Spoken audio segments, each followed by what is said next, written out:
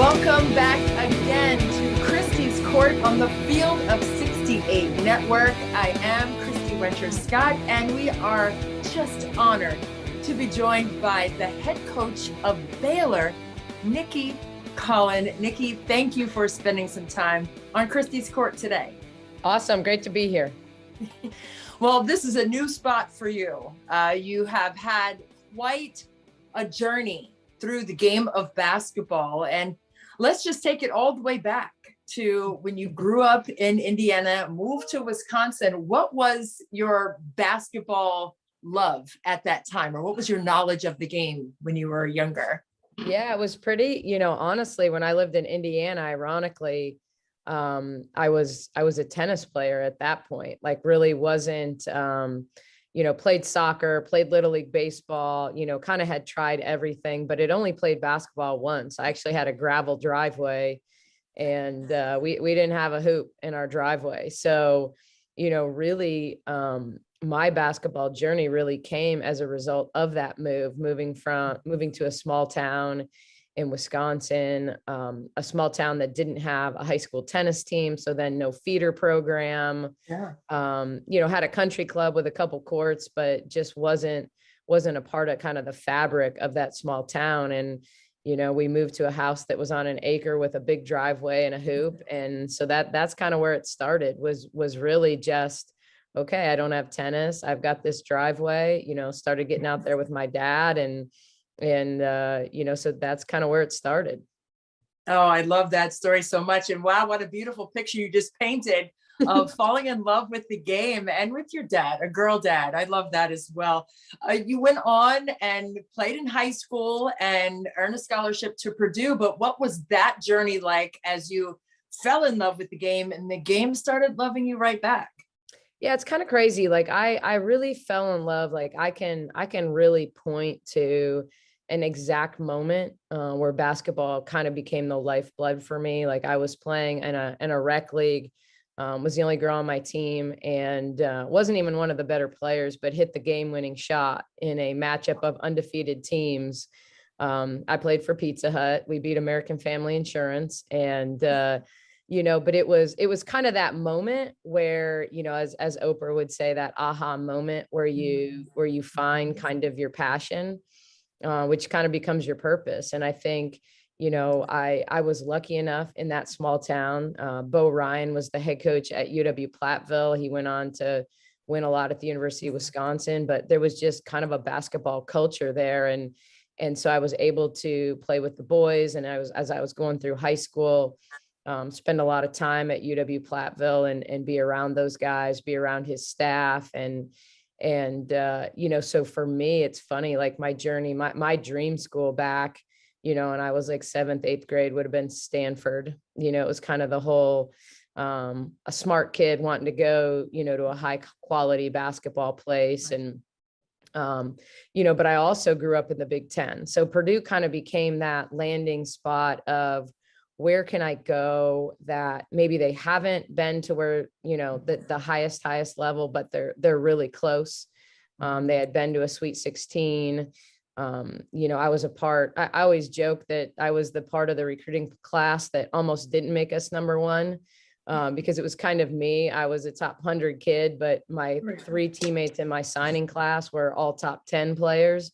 And so, was a part of the number 1 ranked recruiting class, was able to go to Purdue and play in a Final Four, play in an Elite 8, but really not play. Like I loved the game and didn't have the role, and, kind of saw the writing on the wall with the signing of Stephanie White, who was the number 1 player in the country, that was coming in, and wanted to really guarantee that I was going to have opportunity to play. So the move to Marquette to really kind of come full circle on loving the game, but really getting to play and be that player that, played 35 minutes a game and really impacted a program on the court, not just in the practice setting and, all of that. Right. And wow, you won back-to-back Big Ten titles with Purdue. And like you said, went to the NCAA tournament and advanced deep into the tournament both times there. But when you went to Marquette, you were 3rd in the nation in assist. And you were talking about getting that experience and playing those minutes. How impactful was that for you to be that playmaker for Marquette when you made the change? Well, I think, as you know, I always say, like, part of what I think makes me um a good coach is that I've been the player that gets in the last 3 minutes, and I've been the player that doesn't come out, until the last 3 minutes. And so, I understand the mindset. I understand the struggles of wanting to play and not getting the minutes you want, and also losing confidence. I played on good teams, but lost a lot of confidence. So having that transfer year, which obviously a unique thing now with the one-time transfer, no one's going to be sitting out anymore. But sitting out was actually really good for me because it kind of got my footing back, my joy for being out there and enjoying the game and loving to be out there. But, I always say Terry Mitchell was my coach the 2 years that I played there. And she just, it was always a joke that she's like, no one's in the gym working on their shot more and then turns down more shots in a game than you. But it was how I was wired. I wanted to get other people the ball. I mean, I know people say it, but I absolutely got more joy from an assist than I did from a basket. It was just, nothing made me more excited than hyping a teammate and seeing other people succeed. So, Right. so yeah, I mean, I love the gym. I always say, like, I was in the gym because it was where I wanted to be, not necessarily because, I needed to get more shots or needed to improve this. I needed to do all those things, but like the gym, was my comfort zone always and still is. Absolutely. Absolutely. And it doesn't matter where you are. A gym is a gym. You went on to play in Greece. What was that experience like when you went overseas to play? It was it's funny, like it wasn't very easy for me, to be honest. Like I had tried out for the Detroit Shock. Nancy Lieberman was the coach at the time. And, I felt like I got really close to making it and really went overseas for one more opportunity, to make the league. The tough part about that year was it was the year the ABL folded. And so with the ABL folding and the Katie Smiths and Dawn Staley's of the world, like moving in to the WNBA in an 8-team league at the time, it wasn't exactly the right time for a 5'5" point guard, to kind of break through. But it's so different now. The world is so small. This Zoom is a perfect example. Like, you're so close. You can be anywhere in the world and look someone in the eye and have a conversation. Back then, you had to go to an internet cafe to even email home. So many players, I think, in my age bracket would tell you they blew like 3/4 of their checks on long distance calls home. Right. That's me. Like, I had a plan. The Collins, my Right. dad was an accountant, and I grew up, in a fiscally responsible environment. And so, they bought an international plan. And anytime I wanted to talk to my parents, I would call collect. And when they would say caller, state your name, I would say, call me, and hang up, and then my parents knew to call me back. So, I was able to at least, not That's making a perfect. ton of money over there, but being able to kind of come back and have a savings to buy a new car and start, kind of the next phase of my life. So, it was a unique experience. I'm glad I did it. There were other Americans in Thessaloniki, which helped. I didn't play on the best club. I didn't get paid all my money. Like, you run into all those, like, oh, we're now in the real world, where you're fighting for pay and but it was a part of me wishes I had been one of those people that was more into the experience and less into the basketball. I think I had college teammates that they chose a country based on, all right, I haven't played in Luxembourg before. I haven't, and it was about experiencing Europe. And it was about, opening doors for travel. For me, I was very singularly focused. Like, I'm going over there for a shot to play in the WNBA. As opposed to like, oh, I've got an opportunity. Now, I traveled Greece, I got around, I went up Mount Olympus, I went in the Peloponnesian Peninsula, I toured Athens. I mean, I did those things, but it was almost like I felt like I should, not like that was the reason why I was there. And so, you know, I just knew at the end of that year it was time for me to figure out what was next. Well, I needed that collect call advice back when Yeah. I was over there playing, because that was an issue for me for sure, calling back home with my family and friends. But you went on to stay connected with the game and coached at 5 different places as an assistant coach. You were at Colorado State, Ball State, Louisville, Arkansas, and Florida Gulf Coast. That's a lot of learning and a lot of game under your belt experience. What did you learn during that track of time from 01 to 2015? Well, I think some of it is just, you know, when I got in, I think anyone would tell you, I think Terry Mitchell would probably be the first one to say, I probably thought I knew the game when I was a player, you know, just, I studied it. I always studied it. I always loved the intricacies of it. It's how my mind works. I got my degree in engineering. And so like, I probably think, you know, naturally, analytically, it was, those years were about building confidence in what I did know and the why, you know, and had different roles everywhere I was at. I always say the best assistants are the ones that figure out, you know, how to be what the head coach isn't. You know, so it didn't matter where I was at, you know, like you play that role that maybe isn't even you, you know, it's just, you got to pull some part of you out. Like, you know, working for my husband, he was good cop, I was bad cop. It's just the reality. Like it's not necessarily who I am, but it was like, I felt like every team he coached, that was my role, was to kind of really dig in and be more the motivational, get on them, raise your voice, you know, and he was kind of the calming presence that would, you know, kind of walk into the huddle after me. You know, I think when I worked for Tracy Roller at Ball State, she was super cutting edge at the time, recruiting wise. She was really aggressive, you know, really connected with players. You know, she kind of had that young involved. She'd worked for Brenda Freeze at Ball State. And I think that's where some of that came from.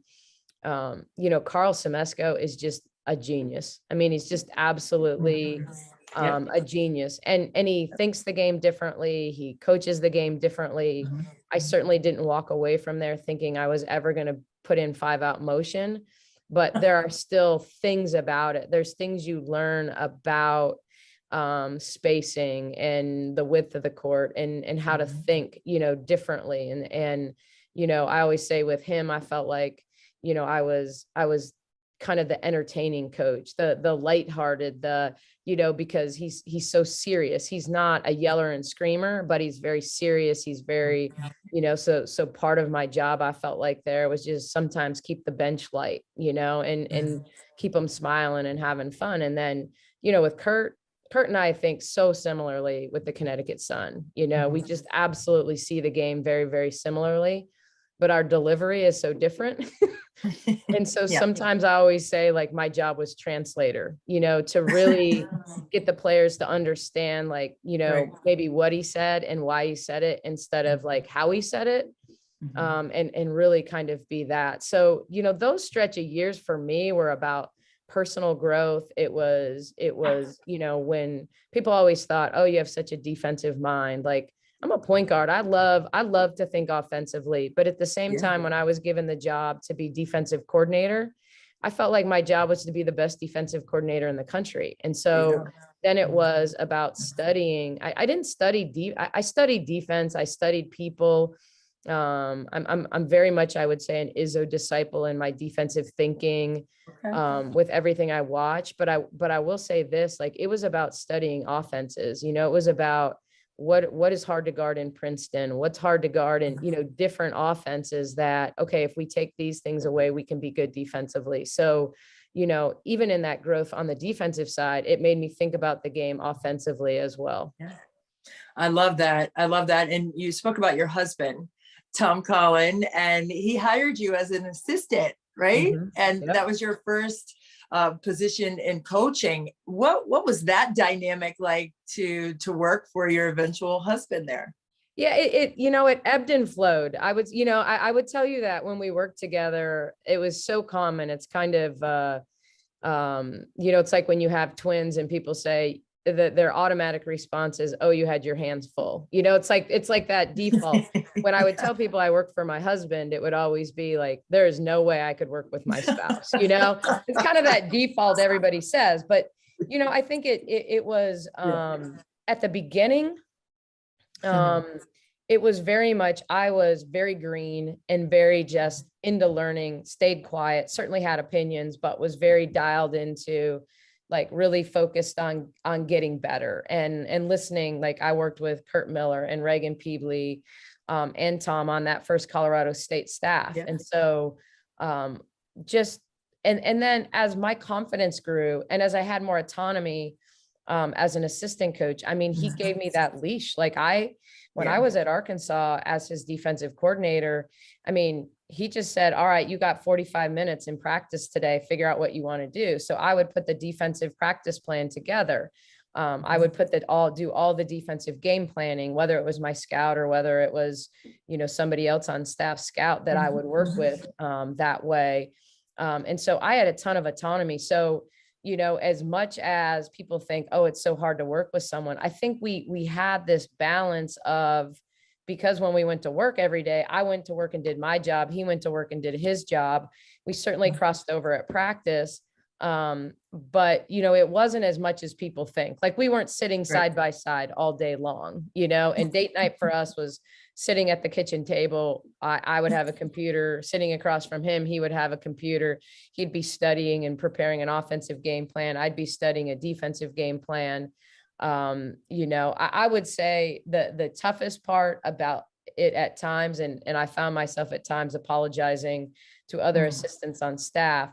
I think the longer we worked together and the more confident I got, probably the more confrontational I got, you know, and so you just, and I had watched Kurt and Tom do that, you know, when he ran the defense for him and kind of would shake my head at times. And, you know, the whole point, Tom used to say, he's just ready to be a head coach. He's just ready to have his own program. He's ready to make the decisions.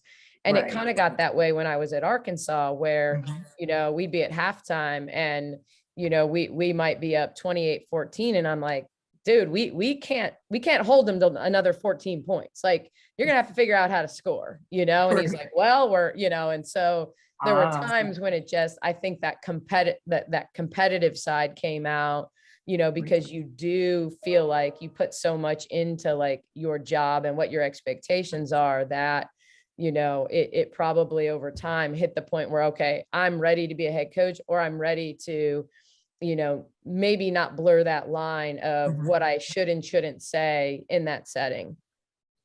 Right. Wow. That is such a dynamic. I don't know if I could do that. You know, my husband played basketball too. We both played. I don't know. But I love that you were able to work it out, and just picturing you at the table, both with computers on opposite sides of the room, but also opposite sides of the court in terms of trying to figure out a game plan. That's just a fantastic story. And speaking of stories, just to connect, when you were talking about being in Greece and wanting to get a shot in the WNBA and then not getting a shot as a player, which is okay, but wow, you got a shot to coach in the WNBA, as you were alluding to with the Connecticut Sun and Kurt Miller, and how that dynamic was working. But then you also went on to coach with the Atlanta Dream with Michael Cooper. And halfway through that season, you got to move over a couple of seats to be the head coach of that team. And that was 2017. So in 2018, you were named WNBA Coach of the Year. When you think about your journey through the game, shooting on that acre of land with your dad out front, and then going to high school, Purdue, Marquette, going to Greece, wanting to get in the WNBA, and then fast forward to Coach of the Year in the league. What was that moment like when you heard that? But also, what was that like to coach in the WNBA? Yeah, I mean, I think it's really interesting. I don't, I haven't really had, and maybe it's the nature of, you know, marrying someone so established in the profession and kind of having to follow his career, and it being later on for me in terms of like kind of the pursuit of what was best for me professionally. working in the WNBA was never a goal. I'm not saying that, I wasn't excited about it, but it wasn't like, okay, here's the pinnacle. It was about, hey, I have this opportunity. Kurt and I had, he was in our wedding, like we'd been close over the years. And it was really a situation where me getting into the WNBA had more to do with him getting the job with the Connecticut Sun than anything else. It was, here's the first chance we've really had to work together. And so, at the time I was excited, a little nervous, like, I felt like my strength was in communication. I know the game. I think I'm confident in my delivery of how I think about the game, which I think is always one of the biggest hurdles of young assistants is exuding confidence when you speak, and really, I always say 80% of game planning is getting them to believe it's the right thing. Even if it's the wrong thing, if you get them on board, it's you can do good things. But I wondered a little bit, okay, I've been pretty good with 18 to 22-year-olds. They seem to think I know what I'm talking about.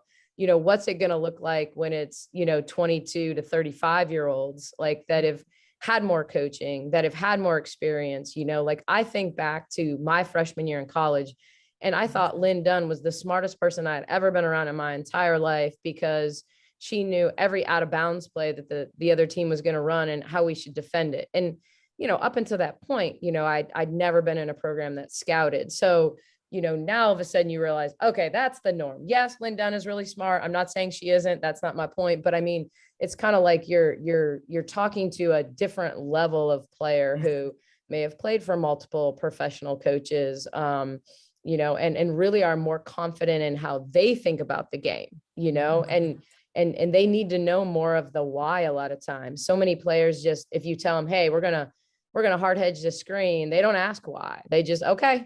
They just want to know what they're supposed to do. But believe me, Alyssa Thomas wants to know why, and she wants to know why on every possession. So, like, I think it was a great challenge for me to go into that league and build the trust, of older players, and not only have lighthearted, good relationships with them off the court and as a position coach, but to really dive into, being in charge of game planning and them trusting, my vision and what I'd say about how we needed to guard Griner or how we needed to guard somebody. I gained a ton of confidence in that setting, like I will never forget. I mean, honestly, like I don't think I've ever told this story to before, but at the end of that first year in Connecticut, everybody has exit interviews. So I was sitting there with our GM, with Kurt, with Jazz Thomas, and we were actually sitting in the airport in DC because that was our last game, and we didn't make the playoffs that first year, and so Kurt asked, you ask questions about how the team travels, this, that, and everything, and then how do you feel about Nicki? How do you feel about your position coach? And Jazz Thomas gave me one of the greatest compliments I've ever had in coaching. And she said, she has this unbelievable ability to communicate like really, intricate and tough stuff and make it seem easy, like really get us to believe it and buy into it. And how she communicates it, we believe in it, and it was one of those moments, and everybody needs those moments where people champion them. And, but for me at that point to feel like, okay, like here's our captain, our point guard, who has played for multiple coaches, who just had the best, probably personal year of her career, because we'd moved Chelsea Gray, and so she wasn't split in time, and to say that. And so to me that, I didn't go into the league and say I want to be a WNBA coach in 2 years. I didn't have that. It was just about, growing in each experience, and I loved coaching that group. We made huge strides in year 2, made the playoffs, and and then that ultimate organic opportunity to go into that next off season. I'll always joke that year Atlanta opened, Seattle opened. I had a friend ask me if I had interest in either one. I said, oh yeah, I want to coach in Seattle. Like I want to coach Stewie. Dan was hired pretty quickly there. But Right. then, I'm like, I don't know about Atlanta, and then I was taking the job a couple months later. So, for me, that was like, those owners, like believing that I was the right person. I certainly didn't go into that. I always said in that league, so often coaches are like recycled. And like once you're in, you're in. And so I was kind of the new guy in the league. I mean, I'd only been in the league 2 years. I'd never been a head coach. Partly I attribute getting that job in Atlanta with both Mary and Kelly marrying engineers that never worked in engineering, but became successful business people. And so there was this like weird thread that connected, me to them. Teresa Wenzel, who was the president at the time, was a Marquette grad. Like there were just all these, kind of things that aligned for me to get that opportunity. And, so I always look at things like that, like how organic the process was, how, we pursued Jessica Breland and Renee Montgomery, the only two players we pursued in free agency that year. We were able to get both of them. Renee will always be the first free agent to ever say yes to me. Like those moments that you have in coaching where you're like, okay, she believes I can do this, therefore that gives you confidence. So, that first year was just kind of a unique experience in terms of getting Angel back after her sitting out a WNBA season, kind of putting all the pieces together, and then, struggling to grind and figure it out for the first half. And then, having an offensive explosion at Washington where we scored 110 points and all of a sudden them going, okay, we can be good on offense too. And then stringing off 9 in a row, finishing 15-2 down the stretch, I still say, and there's been millions of coaches through time that have said these things. I always say if Angel doesn't blow her knee out against Vegas, I think we were WNBA champions that year. I felt like we had the best chance based on our roster and our personnel to compete with Seattle that year. We were the only team to take 2 of 3 from them in the regular season. And, Angel could guard Clark and Breland and Elizabeth Williams were athletic enough to guard Stewie and Howard. Like we had the right mix to at least compete with them. I know that year Washington was swept by Seattle, but I just felt like personnel wise, we had the right pieces. Right. I mean, that was an amazing run. And I concur. I do believe that without Angel's injury that year, I mean, you guys were a machine, like he said, down the stretch, that 15-2 ending to the season. I mean, it was quite special for sure. And you definitely earned Coach of the Year doing all of those great things with the team. And, last year in the bubble with the WNBA, what was that experience like? And not basketball wise, not tactically, but just as a mom of 3 teenagers, and we're going to get to that too. But as a mom, the sacrifice of being down there, but everything that the league stood for that summer still holds true, obviously, and held true before that. But what was that experience like for you as a woman? Yeah, I think there were so many components to that. First of all, it was just the emotional spring that everyone had with COVID and the uncertainty of COVID. And are we going to have a season coming off the groundbreaking CBA announcement and the excitement, the league saying we've got to have a season. We can't miss out. We got to figure this out, and kind of going through that and the uncertainty of what it was going to look like and what it was going to feel like. Then all of a sudden George Floyd happens and you have, all of that. So you had this, kind of this explosion of, a world pandemic, racism and misogyny, like all at the same time. And, it was so, then I had a senator, that didn't want to write Black Lives Matter on the court. And so, there were things that happened, that if you'd have told me I would ever be a part of in coaching, I would have shaken my head because, certainly I've always believed in leading from the front and leading, being shoulder to shoulder and sometimes serving from behind and truly believe in the concept of servant leadership.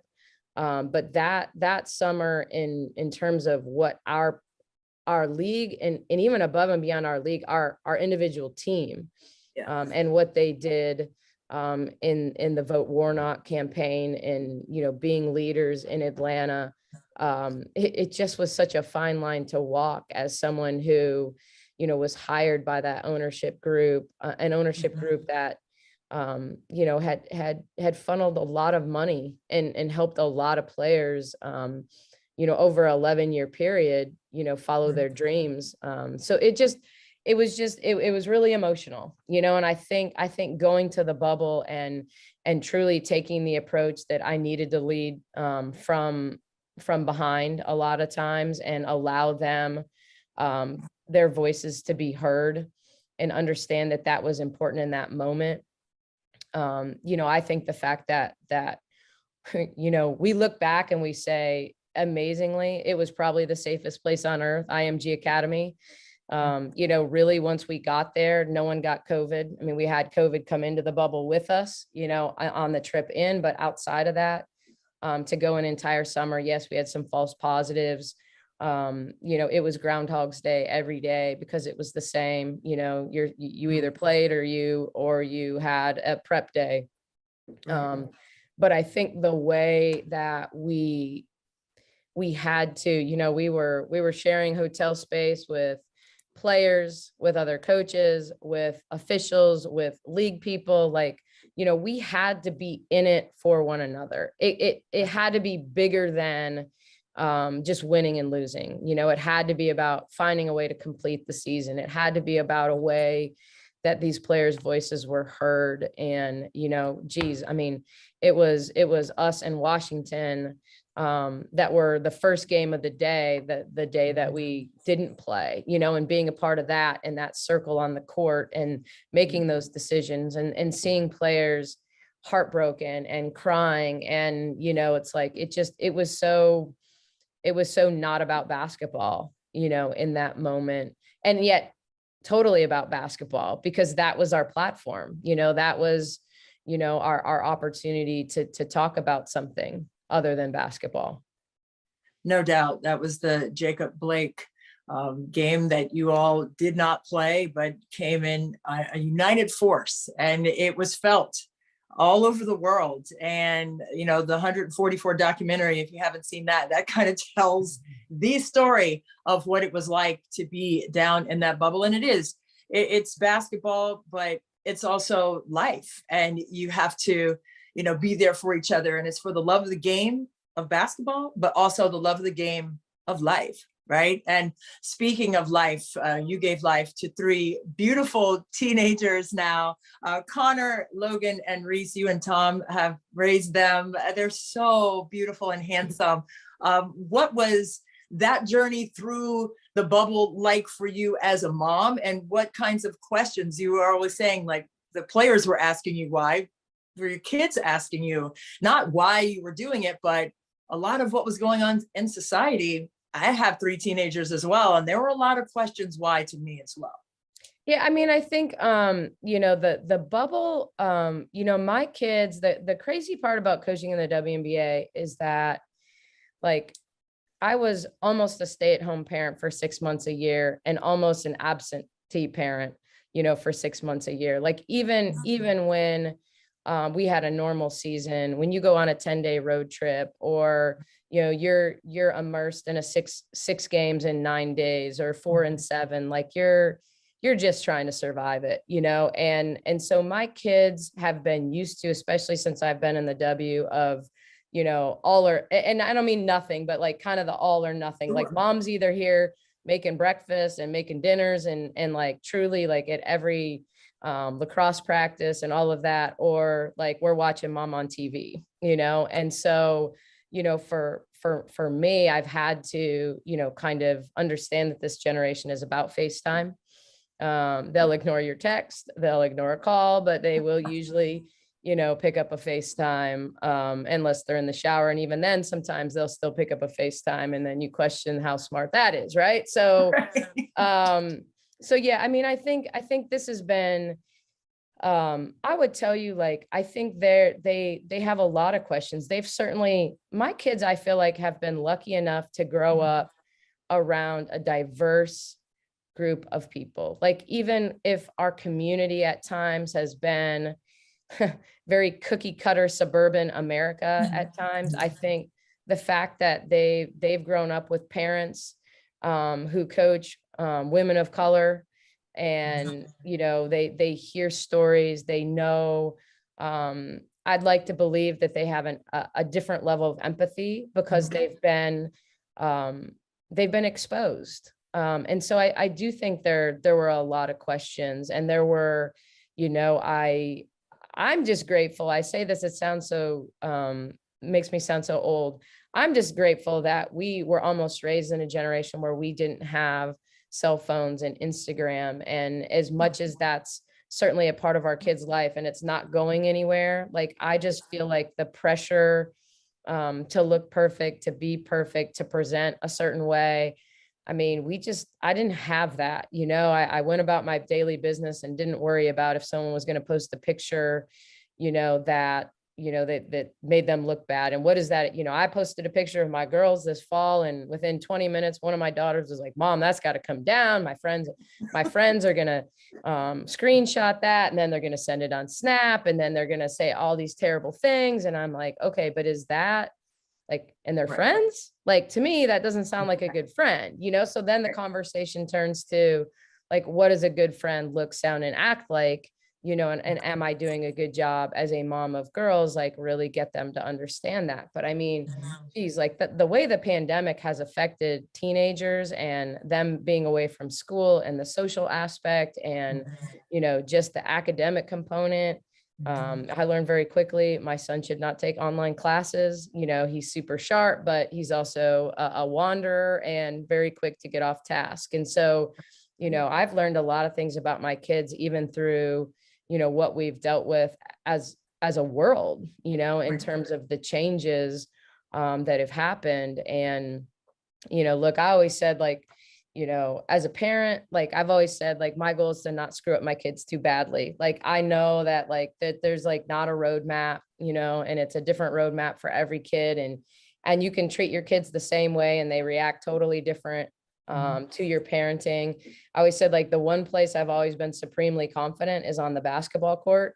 But in life, it's kind of like, literally, like, I want to have a great relationship with my kids someday, but I can't be their best friend all the time. And they don't always love that. And I think, so often today we try too hard as parents to have them like us all the time, rather than, I mean, that's not how I grew up. Like, you were afraid to bring a bad grade home. That doesn't mean I don't love my dad, but I sure as heck didn't want to come in the house with a B and have to explain it. Right. No question. And parenthood and coaching very much aligned in terms of that tough love component. And speaking of that tough love, I know that was tough to leave the Atlanta Dream right before the season started to land where you are right now, number 7 preseason pick, Baylor, in the AP poll. What have been the biggest challenges for you in that move, not just as a coach, but also as a mom? And then what have been the biggest rewards so far as we're getting ready to start a new season? Yeah, I mean, I think the biggest challenge, turning the switch, being in go mode, and really thinking, all right, we're about to, we've had our off season, we've signed our free agents. It's time to prove that, what we put together can be successful. To kind of this whole building a program from the ground up, and not because it wasn't successful, but you're still building it piece by piece with staff, and having to re-recruit the players that are on the team, and get them to believe in you. And then it's to figure out who all the 22s that you're supposed to recruit and the 23s. And so, I think the toughest part has been, really kind of feeling like at times, I'm drinking from a fire hose, because I want to be everything to everyone. It's how I'm wired. It is absolutely, I want to be in the community. I did, a 3-day Texas tour, and we hit 6 different spots in Texas, and I spoke to donors for lunch and dinner, and and, but also, needing to personally touch, and be out and do home visits and see these 22s and not lose sight of the fact that, this team that I've got is the most important thing really on my docket. And so, kind of that has been the challenge, is managing, really the expectations that I've put on myself more than other people have put, on for me. And then obviously, I always have to answer the question of like what it's like to follow Kim, and how much pressure do I have following, Coach Mulkey and this and that. And, trying to, truly respect the past, stay present, and certainly plan for the future. And so I think that has been probably the most difficult part. The rewarding part is the community has been amazing here. And by community, I mean Waco, I mean Baylor, I mean Baylor athletics, I mean down to, the coaches involved with all these teams, and kind of the openness and, our players' openness for change, and, really like being back in truly a mentorship role. I think that's what I missed in the pro game. Certainly there were players that I probably was more of a mentor for than others, but you certainly have a lot of adults that, clock in and clock out, and it's a job and it's their profession. And, they don't need me for things outside of that. So, kind of getting back to, it being about more than the 94 feet, winning the pros, that is all it's about. It's about winning, and here it's about how are we engaging in the community? Are we being good stewards on campus? Are we, and so, understanding and helping these guys like right now, understand that there will be a time when the ball stops bouncing. And so how have we prepared them, and really diving back into, kind of that 18 to 22 group that I have a chance to really impact their future and, how they lead and serve in this world.